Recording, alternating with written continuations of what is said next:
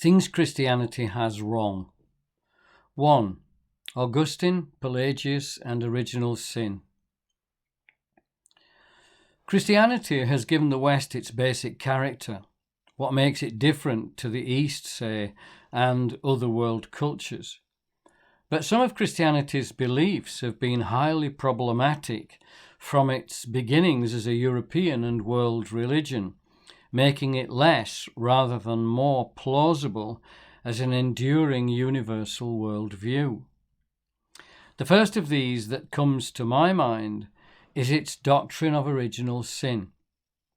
Its essentials fixed in place as dogma by the Church in the 5th century after a long controversy between the North African bishop Augustine and the British monk Pelagius and his followers, who read the biblical accounts of creation differently to him.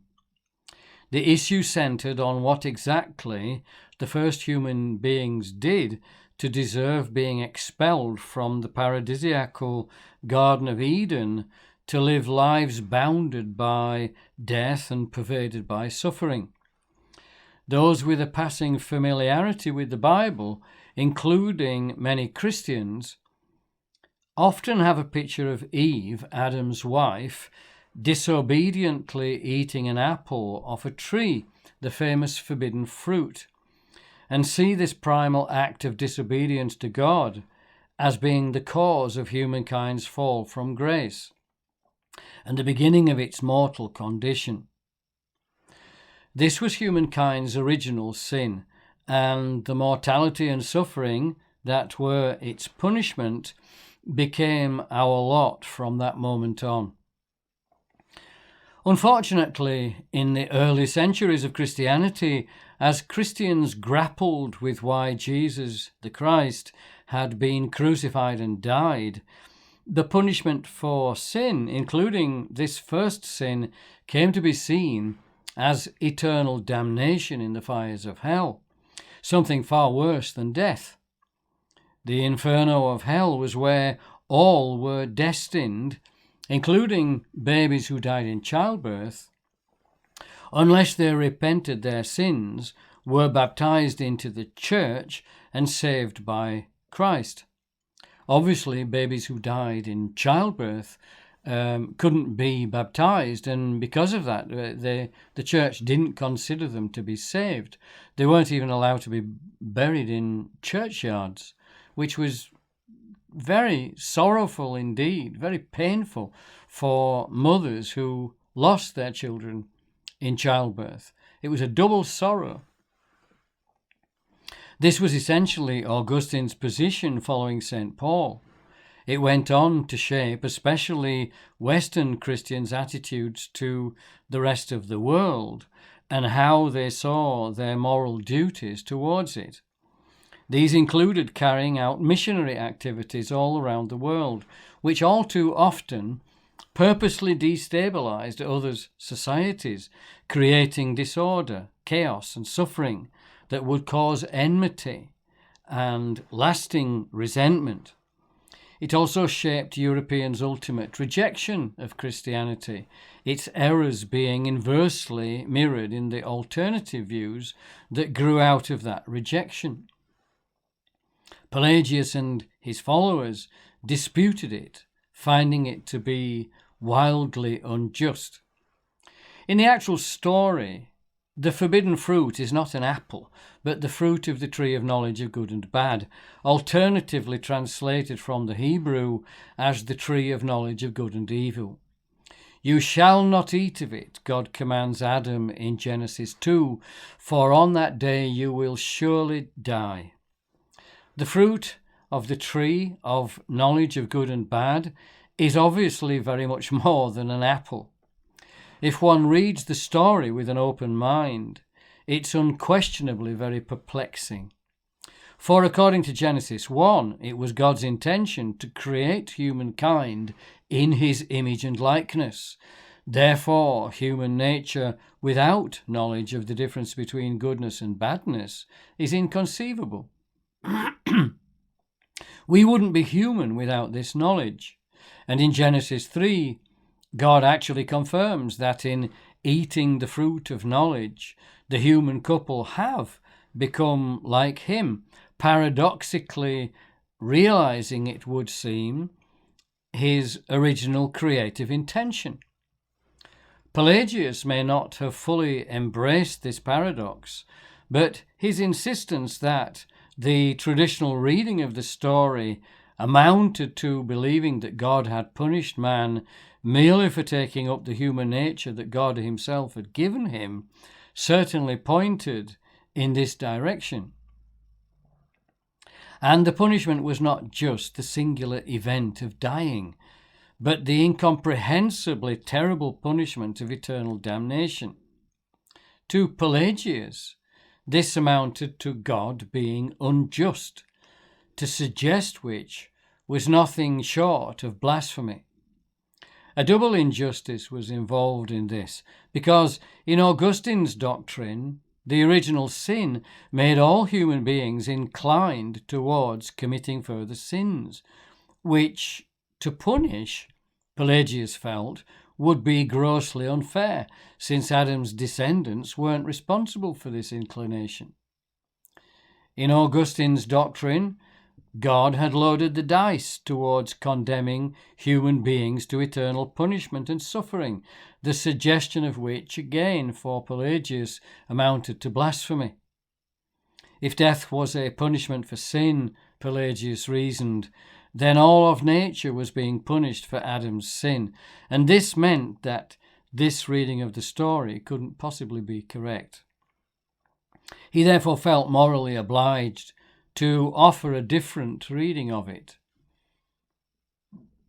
The immediate focus of Pelagius's objections, and perhaps even more so those of Julian of Eclanum, one of his more famous followers, who through letters Augustine debated in person, was the necessity, not just the mere fact, of death in creation. The question boiled down to whether things are what they appear to be. Are illness and diseases just illnesses and diseases? Or are they punishments meted out by God? Likewise, accidents, which on occasion can be fatal. If you slip, fall down the stairs and break your neck, is that just an accident or a divine punishment? The Pelagians took these things to be what they appeared to be, just integral aspects of creation's nature. For Augustine and his followers, this simply couldn't be. They couldn't bring themselves to believe that God would ever have created the world like this. The very thought was unacceptable to them. Their God, being perfect, would never have created an imperfect world. Rather, in his original creation, we too would have been perfect and simply wouldn't fall downstairs or succumb to illness and disease. For Augustine and most other Christians of his time, God creating an imperfect world containing accidental death and suffering was the inconceivable divine injustice implicit in Pelagius's view. Inconceivable, that is, in the light of St. Paul's and Augustine's conception of God. That's how serious this dispute was. It brought to the fore the question of what God is. Is it really true, as Jesus is reported to have said, that for God all things are possible? How are we to understand this? Could God really create square circles? Wouldn't creation without death be just as contradictory as that? How can faith here be reconciled with reason? These are the very deepest of theological questions, and all involved in the dispute knew it. A related issue concerned how fallenness, the condition established by the original sin, was transmitted down the generations of human beings. Augustine held that it was transmitted by mere propagation, since it had become part of our nature. Pelagius, holding to an entirely different reasoning, a different reading of the story, insisted that mortality was universal and intrinsic to being a creature. The problem with the original sin lay in the bad example that it set, and this was how it was passed down from generation to generation, through example.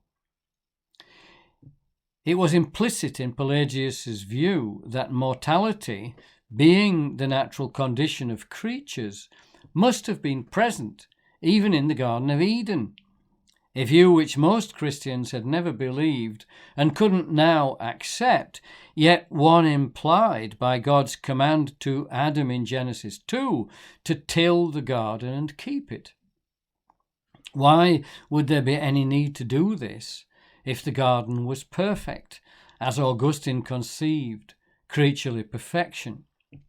Traditionally, the Garden of Eden was thought of as paradise, and the idea of death being part of paradise didn't make any sense. If the garden was meant to be understood as our lost earthly paradise, and the model of the new creation to come after the general resurrection that Christians believe in, then it had to be free of death and suffering.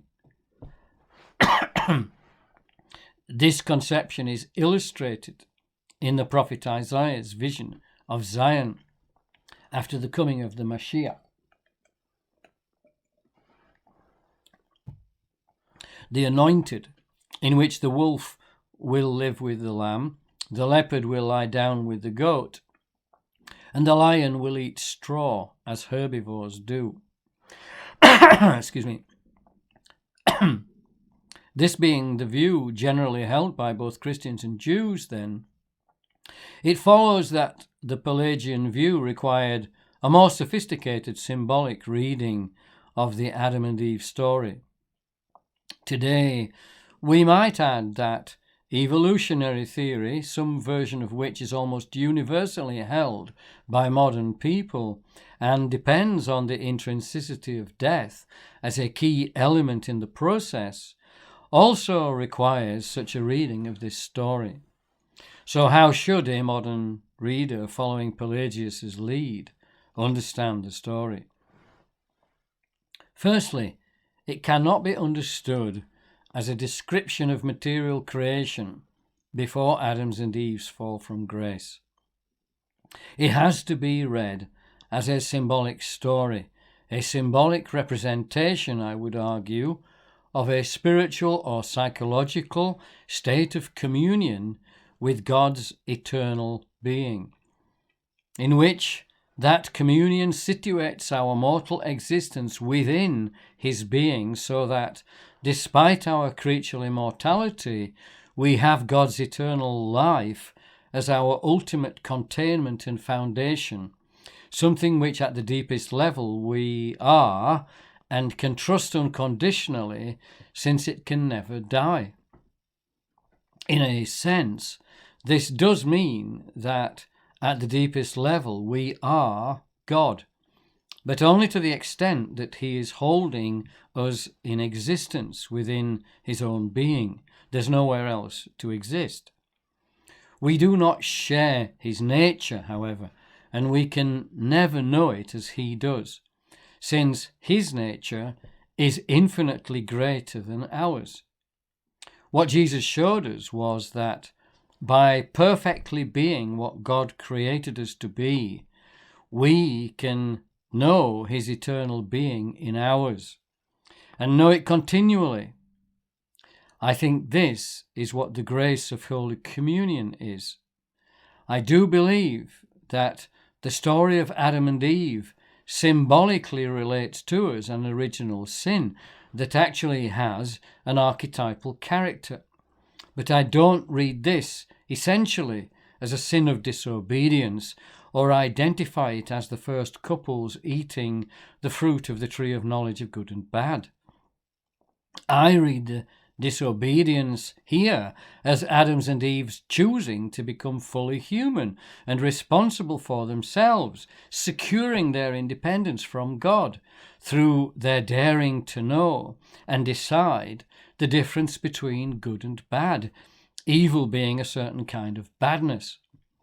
This newfound awareness of the harsh realities of created existence, what Buddhists refer to as the first noble truth of suffering, creates intense emotions such as horror and fear of suffering and death. This creates the problem of how to live with those emotions and still find happiness. This is what God needed humankind to choose in order to attain the freedom and independence necessary for fully realizing its humanity. Far from being sinful to choose this, it was ultimately profoundly heroic.